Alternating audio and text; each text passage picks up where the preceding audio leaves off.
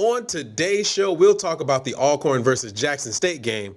Honda Battle of the Bands is back, and I'll give you my thoughts on that. And Nathan Hamer just dropped his book announcement and what that could possibly mean. And I'll also be reading more of your comments from the past episodes. All coming up next on Luke's Band Report.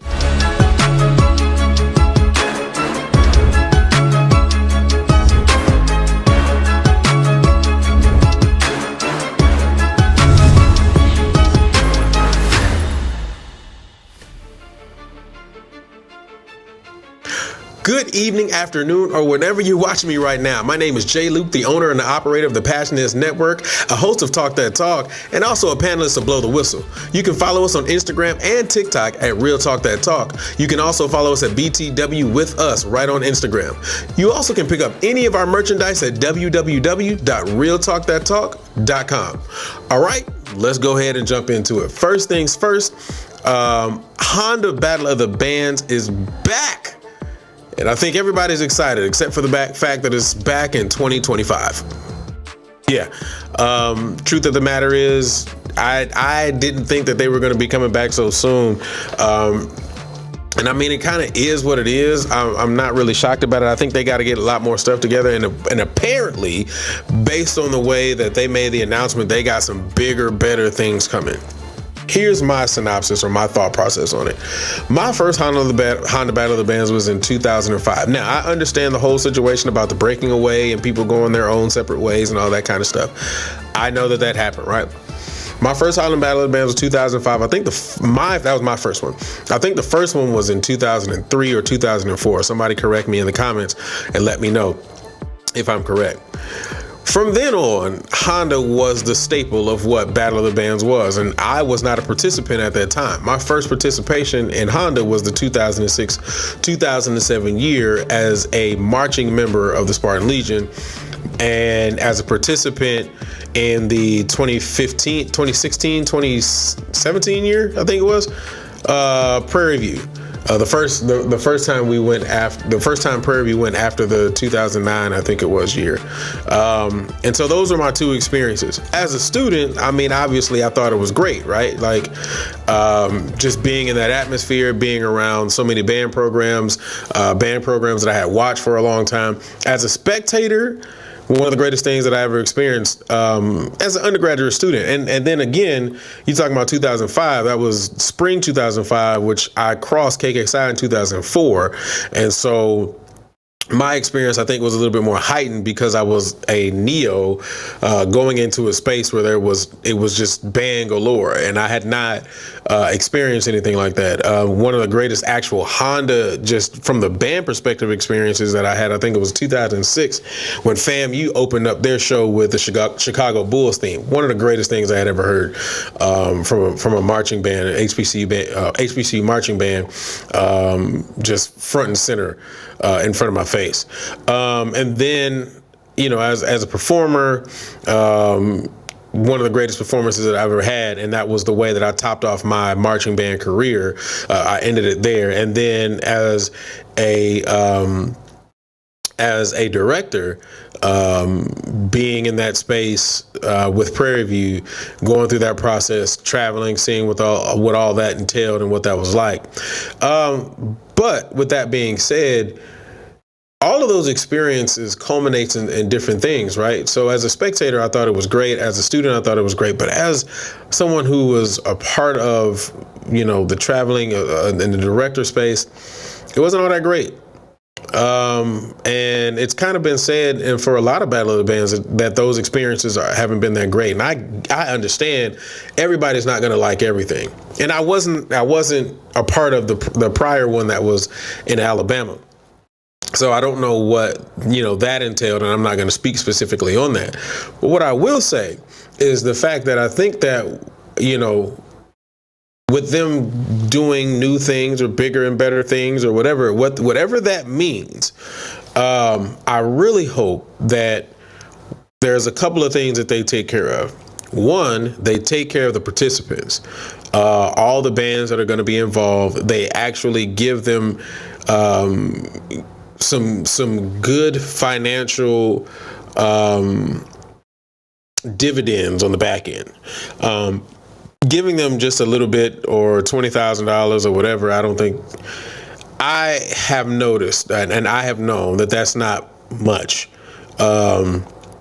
And so I think that that would be a great way to be able to say you're doing something bigger and better. If you're not going to do that, then find something else that's going to be able to be beneficial for the programs that are going, other than just the fact of them performing. I think the other half of that too is that if you're not going to do that, then again, like I said, find something beneficial. But you also want to find or bring in programs that are going to be your big ticket programs, right? You know, one of the areas that I feel like we fail in a lot of times is the fact that obviously we want to try to showcase everybody. Smaller HBCUs, lesser known HBCUs, but in order to get the people, in order to get the masses to be able to see them, you got to bring in the bigger HBCUs. And so if you're not getting some of the top name groups, a lot of people aren't going to come. Now, here's the other part about that. Some of the top name groups don't have a huge fan base, meaning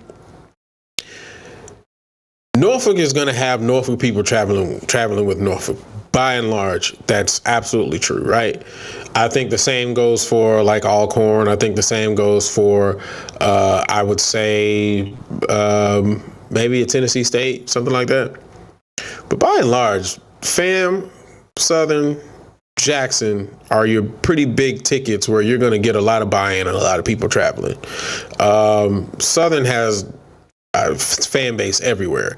I've learned that in my travels of not only just being a director, but just being, you know, who I am. I've seen a lot of Southern people in a lot of places, random places, you know, alumni associations from Southern be everywhere. And I've seen people travel for Southern. And so without a shadow of a doubt, Southern would be one of your big tickets. Jackson would be a big ticket. And FAM, I earnestly agree, would be a big ticket. But you got to get one of them on there. As much as, you know, we like Bethune, or you all or Honda has had great relationships with Bethune, I don't think they're a big ticket program. And so, and they used to be, but I don't think they're as big of a ticket program as they used to be. So I think that you really need to be able to think about getting big ticket programs into this. Next thing, it needs to be adjudicated. That will be the difference between you and every other Battle of the Bands. I mean, let's just keep it a buck. Like, it's not a Battle of the Bands, it's just a showcase. And I don't know, I've said this before, but who's going to step outside of the box and say, all right, we are going to do this different. We are going to make the change. So I honestly believe that that is the way that you do that, is that you step out and you say, all right, we will make this adjudicated. We will have these, you know, specific judges. This is what's on the line. You put a dollar amount on the line, and you make it a good dollar amount that's worth people's while, you'll get some buy-in. I think you'll get some buy-in. And I think that it will work if we're doing it, if Honda's still doing it, you know, at the end of the marching season going into the spring semester, which I'm gonna be honest, I always thought that was a bad time because that cancels a lot of wind ensemble stuff. But if you're gonna continue to do that, I think that's great, because the National Battle of the Bands is started at the beginning of the year, which is great for a showcase, right? Because you're coming out of band camp. This is the first time you'll get to see these programs, so on and so forth. But then Honda's at the end of the year, more polished programs, more performances, which gives them room to be judged. So I think that would be perfect. I think that's perfect. That's the way it needs to be. And I've said this before on a previous show. That is perfect. That's the way it needs to be. Now, location. And this is the last thing, location. Where should this thing be? How this, or where should this thing be located? For years, it's been in Atlanta. And by far, you know, I've enjoyed my years of going to Atlanta for Honda Battle of the Bands, the Bowling Stroll, all that kind of stuff. I thought all of that was great. I don't know if I agree with it being in Atlanta anymore. That's just my personal opinion on it. I think Atlanta is a cool place to be for all the chocolate folk. I think that's amazing. I just don't think it should be in Atlanta anymore. I honestly don't want it to be in Houston, but that's more of a personal preference. And it's a personal preference for me because I'm from Houston, so I don't want all the people in my city, but that's just me. But and that happens for National Battle of the Bands. But what I will say is, if it did end up in Houston, I think there needs to be more events surrounding it. It's very similar to the way I feel about National Battle of the Bands. I think National Battle of the Bands has decent events, but I don't think it's on the level of what Honda was. And so I think that the event surrounding it needs to be great. But when we're talking about location, I really think that it should be like in Florida. I do. I think it should be in Florida. And for this reason, I think it should be in like Florida because, and I mean, it's not necessarily the most central or neutral location. I just think that it's the most different location. For years, we've had it in Atlanta. And remember, there was a time when I think the Bayou it happened to be in Houston. Now we got the National Battle of the Bands in Houston, and it just doesn't make any sense to go back to Houston to do a Honda, and it doesn't make sense to go to Atlanta to do the Honda because it's already been done and you've already moved to Alabama. I say just do it in Florida. To me, it's just a location that a lot of people don't frequent unless they're trying to go, to the beach and see some cheeks or something like that. But other than that, I mean, it's not necessarily a place where a lot of people go. And I think that it would be a great neutral location for people from Houston, from band programs from Houston, Louisiana, Alabama, Mississippi, so on and so forth. And if you're coming from up north, then you got your North Carolinas, your Virginias, all those kind of places. If you decide to get somebody from, if Howard comes or Morgan comes or something like that, I think it's a pretty decent, central location. And then obviously, Fam and Bethune will be there as well. So I think it works.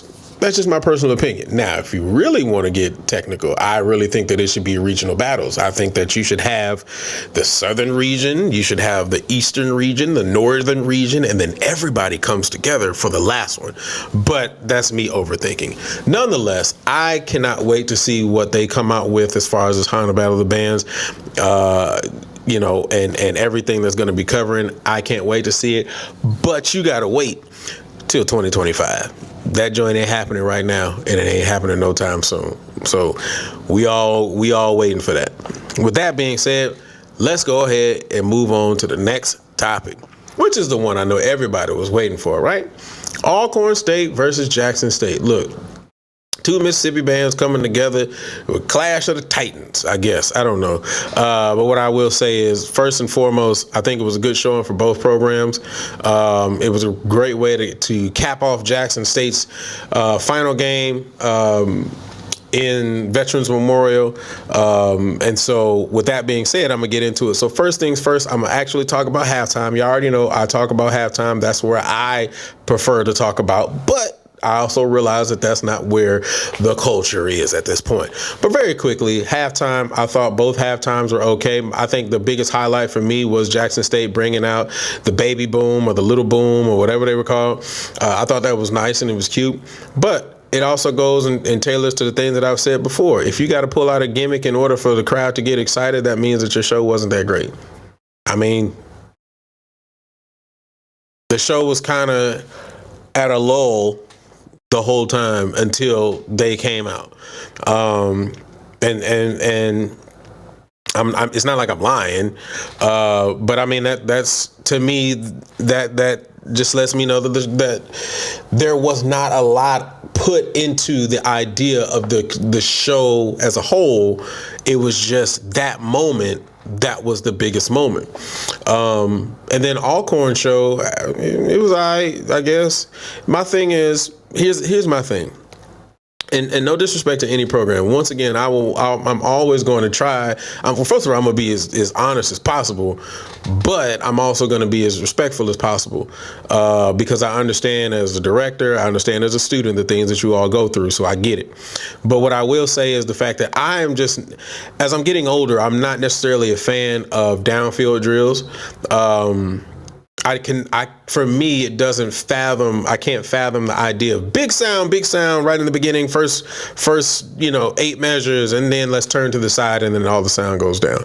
There are some programs who can do it, and they do it very successfully, but I don't think there are a lot of programs by and large who do it and can still keep a consistent big sound from end zone to end zone, pointing end zone to end zone. And so, both programs basically did that. And what I will say, I liked the Golden Girls routine. I thought it was really nice. I thought the uniforms that they were using was really nice. They did the one night only. I thought it was really cool. I appreciated that. And then again, from Jackson State side, I appreciated them and the little baby boom kids. I thought that was cool too. So that's my synopsis on halftime. I just want to see more creativity. In halftimes, I would like to see some more programmatic stuff in halftimes, music that flows with the show. I think Jackson kind of did it because I think they announced it as sing-alongs. Alcorn, not so much. But I think the other thing too is when I say programmatic, I'm saying like really putting the idea and the thought into what song is being played, what the dancers are dancing to. Is there anything in the dancers that they're doing that truly coincides with the show, right?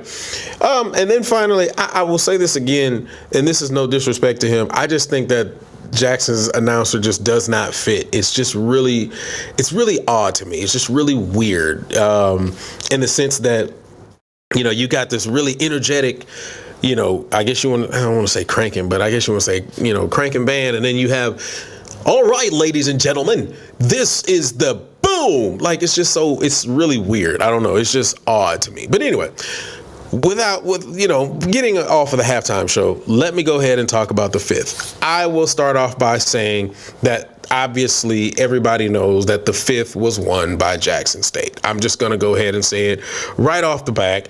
It's not even worth lying about, right? But let me also say this. I have not always been the biggest fan of Alcorn. I really have not. I think the last time that I felt like Alcorn did well, or I was kind of, okay with who they were and what they were doing, was when we faced them at Prairie View. I want to say it was at 2015, the infamous rain fifth quarter. But after that, I just really haven't been the biggest fan of Alcorn. But what I will say is the showing that they did with Jackson was really respectable, and I really appreciate it. I'm going to break it down to you right now. First of all, what I realized is that Alcorn's smaller. And I have seen them this year, don't get me wrong, but this is the one where I really, really kind of paid attention. Alcorn's smaller. And with their smaller size, I would think that they would try to attempt everything in the sense of how they attempted everything prior to them being smaller. But one thing that I did respect about them is the fact that because they're smaller, I don't know what it is. I think they're going in a different direction slightly, but I think that they're kind of recognizing that they're going to play to their strengths. Here's the reason why, and I have all of this in a rundown, but I'm not going to take all the time to give it to you guys. If y'all want to see me really go into it and really talk about a lot of the things, go ahead and put it down in the comment section or over there in the comment section, and then we can talk about it, or I can go live at some point and then talk about it a little further. But what I will say is, the first song that Alcorn played, well, I ain't gonna get through all that. I'm talking specifically about Alcorn right now. The first two songs that Alcorn played, When I See You, and then I don't know what the first song was, but both of them were written very well for their group. I don't think that they tried to overplay it. I don't think they tried to do things that were not in their strengths. And it worked for them. Was it loud and all that? No, it wasn't. It was where it needed to be for their size of the group. I thought that the euphonium section did great jobs in handling some of the music that they had. And I really don't think that they were trying to overly play outside of anything of where they were as far as their group and their size. Even when they got down to Get Away, Getaway was taken at a slower tempo, and when we play Getaway, we trying to we trying to go, because we're trying to show how much the technical caliber of student that we have and how great we can play this, right? But I think Alcorn was like, you know what? I know the kids that we have. We brought it back down, slowed down the tempo, and we played it in a way that was conducive for us, and it works for us. We're not trying to sit up there and trying to compete and trying to be somebody else. We are going to stay in the lane of who we are, and we're not going to overdo it. And I appreciated them for that. And I was like, all right, Alcorn, I see you. Right? So I respected them for that. I really, really did. There was a couple arrangements that they did have that I felt like got away from them a little bit. I think that they kind of moved away from what they were doing in the first 3 rounds. In the last 2 songs, I think kind of moved further away from that. But by and large, great showing by Alcorn State. I ain't gonna say great, good showing by Alcorn State. I think you guys did a really good job, and just being who you are. Jackson, this battle for me just proves the point that Jackson has been consistent all year. I mean, consistent from arrangements to approach to being who they are. They stay in their lane. They're not going to overdo it. They're not going to try to do what anybody else is doing, but be them. One song that I do have to talk about. The elephant in the room here, Dirty Diana. Dirty Diana.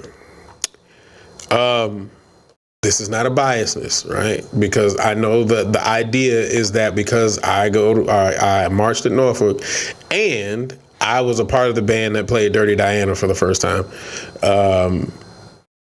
that I'm going to be biased in that. I'm not even going to talk about those 2 comparisons.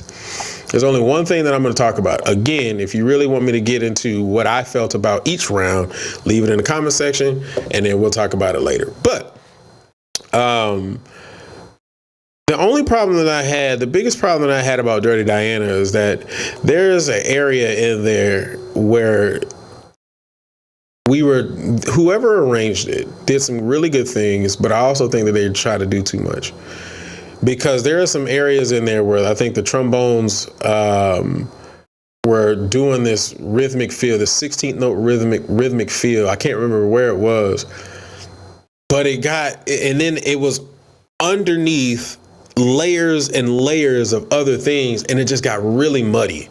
Sometimes as arrangers, we have multiple ideas and we think about all the cool stuff that we can put into certain things. And I think that sometimes we overdo it, and we tend to make our arrangement really muddy. Sometimes less is more. And then if you're going to add those different sections, add them in areas where those sections are free to shine. But when you put all of these things inside of your soup, well, then the soup got too thick and it didn't taste like soup anymore.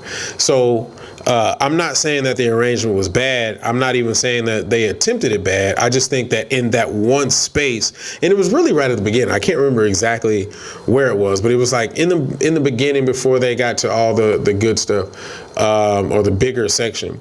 It just got real muddy inside of there. And so that was the only thing I want to say, I guess you want to say negative that I had as it pertained to Jackson. There were some other things that did happen, but I ain't gonna run down that whole thing in this particular time frame. So again, good showing from both programs. Alcorn, I think you did a good job. Jackson, obviously Jackson was the better program. But let me say this before I move on to the last topic here. I know that the typical or average fan does not understand what it takes to be in a band program and does not understand what it takes to be a director in these programs. But listen to me, ladies and gentlemen, if you're watching this right now, We have got to control our people, our fans, our people, our culture, so on and so forth with the boos. The boos are just, if I go to Apollo, I expect to be booed. Right? I mean, let's just call it what it is. If I go to Apollo, I expect to be booed. That's the expectation. As a student in a program that is funding my education, in most cases from an HBCU, that I spend hours and hours preparing for, and I've had this conversation with many people. I spend hours and hours preparing for something that only takes 9 minutes. That's a halftime show, and then maybe 10 minutes, 20 minutes in the fifth quarter. I don't expect to be booed. Not to mention the fact that people, I ain't gonna say that. I will say that we've got to do better with respecting programs. And I think it really honestly starts with directors, right? And I'm not saying that directors are terrible. I'm not saying directors are doing a bad job. I'm not saying any of that. But the energy that we exude from a director to another program, someone else who's not a director, who's a spectator, will look at that and think that it's okay to be that way or worse. So, and again, I'm not putting all the heat on the director, so please don't go in the comments and be like, no, you just, no. Listen, I'm not putting all the heat on the directors. All I'm saying is we have to watch the energy that we give out. On the other side of that, we've got to be able to control and police our people on how we deal with our culture. We cannot just boo students. It's just not cool. If you don't like it, you don't like it. That's fine. You can be like, oh man, that was trash. But to verbally out loud boo, come on, man. I think that we as a people are better than that. We as musicians and a culture are better than that. And if you are somebody who marched in one of these programs, if you are somebody who has marched before, if you are somebody who has picked up an instrument before, if you are somebody who is a director, we, the people, expect better from you. And if you do the right thing, the rest of the people around you will do the right thing. We have to set the example. It's not okay to boo people, bro. It's just really not. Not programs. You can dislike them or whatever, but it's not okay to boo. So let's do better with that part. Moving on. Nathan Hamer just dropped a commercial for his book coming out, and he said it on multiple occasions that eventually he was going to drop it. And the name of the book is called Juked. I think it's a great thing. I think it's a great thing. I think it's a great thing. And I think it's a great thing because, and again, I don't know what's going to be all in the details of the book. I'm pretty sure he's going to talk about his situation as far as, all the money situations and being locked up and so on and so forth. But I think it's a great thing because it will be an inside look on what it is like to be a director, a university band director at an HBCU, and the things that you have to deal with, unfortunately. And sometimes how your back can possibly be against the wall, and you got to make a decision. Now, I'm not saying that all the decisions that he made were right, and I'm not saying all of them were wrong, because I don't know him. I don't know him as a person. I don't know him personally. But I think that some of the decisions that he made were probably in the best interest of what he felt that was perfect or right for him at that time. And I'm gonna be honest, as a director and as a person who has not or watched directors, I've seen things happen. I'm gonna leave it at that. I've seen things happen. And the truth of the matter is, people are oblivious to what directors have to go through. People are oblivious of the things that directors have to deal with. People are oblivious to what inner city schools, HBCUs, so on and so forth, don't have. And I think it's just going to be an interesting thing to be able to open it up, crack it open, and read the things that he has dealt with and how they may be similar to a lot of directors around the world. So I don't know. I think it's going to be a good thing. I mean, y'all tell me, what do y'all think? Do y'all think that it's going to be something that is worth a read? Do y'all think that, how many people are y'all going to buy it? Are y'all going to get into it? Are y'all going to read it?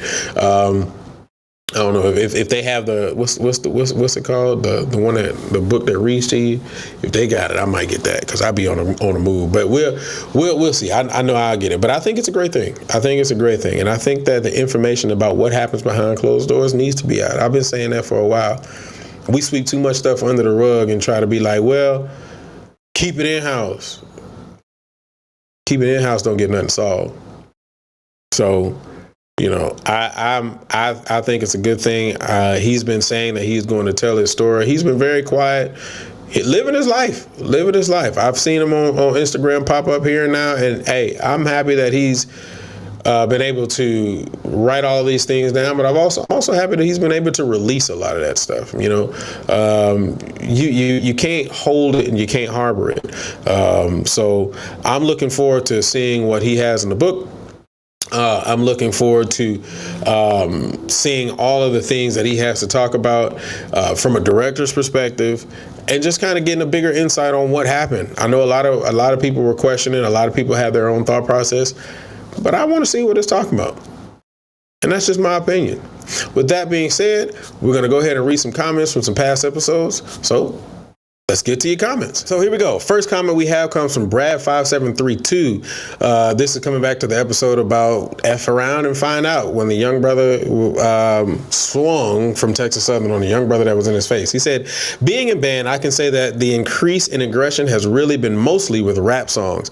I feel like our selections, other than the two songs you're likely to talking about, arranged by myself and my freshman Sib, were pretty in line with what you'd expect us to do. We play marches, we play ballads, and we play EWF. We're just getting to a point where we're playing rap arrangements that we can actually get ignorant on.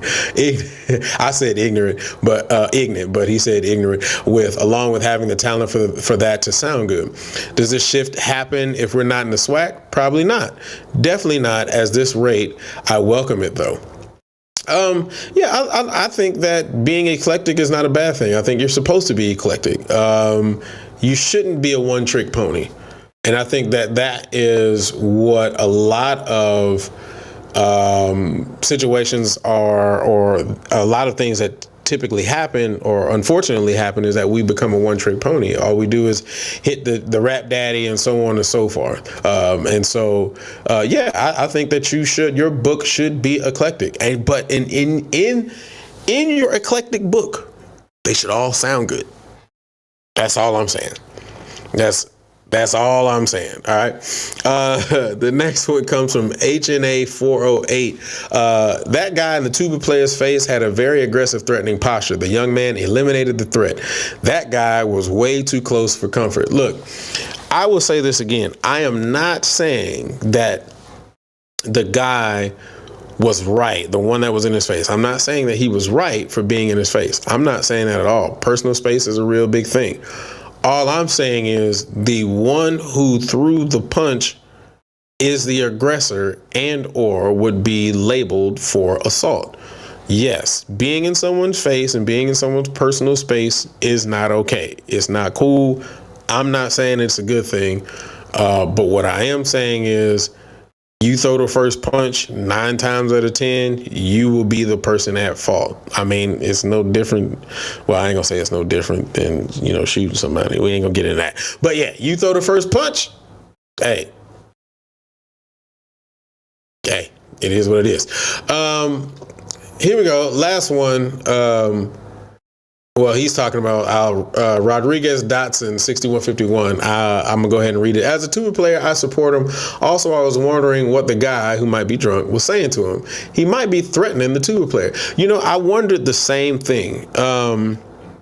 Because we don't know, right? And there has not been anything that came out that said what he was saying or anything like that.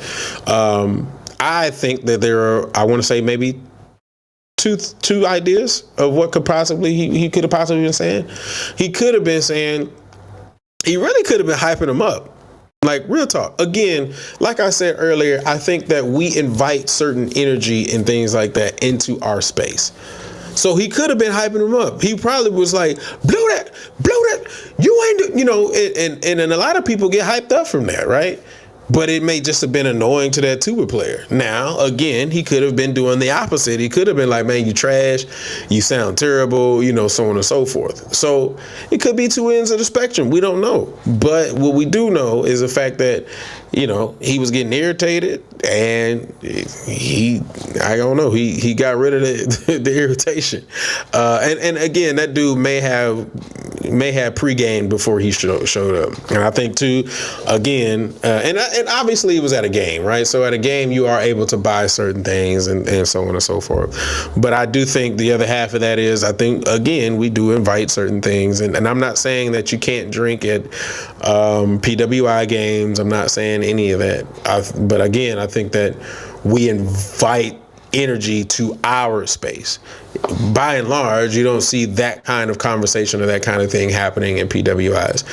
But here's the thing. I'm also giving a rebuttal to my own statement. By and large, you don't see this kind of thing happening in HBCUs often. So I think two things can be right at once. And so there you are. Hey, this has been great. This has been a super great episode, man. I appreciate you guys joining me, man. Go ahead and tell me in the comments whatever you want me to talk about coming up on the next show. Also, happy holidays, happy Thanksgiving, man. Y'all eat good. Eat as much food as you possibly can. Okay, don't. Okay, you got to watch your weight. I got to watch my weight. Got to watch my figure, man. But anyway, just happy holidays to you guys, man. Also, please make sure you subscribe to the Passions Network. Turn on all your notifications. We have a new ranking out for the ESPN Band of the Year. And so guess what's going to happen? A new episode of Blow the Whistle is coming soon. So please make sure you turn on notifications on the Passions Network, because when that episode comes up, you are not going to want to miss it. We're going to definitely talk about it. No episode of Talk That Talk this week. We are going to go on our holiday break. Why? Because it's the holiday, man. We got to enjoy it. We got to enjoy it. So remember, stay locked to the Passions Network. Again, hit all the likes you possibly can. And even if you hit a dislike, it's okay. Oh my gosh, I was about to say that. Even if you hit the dislike, it's going to be okay. I appreciate you guys for watching me, tuning in, and I appreciate you guys for joining me every single time you get the opportunity. And I will see you all on next week.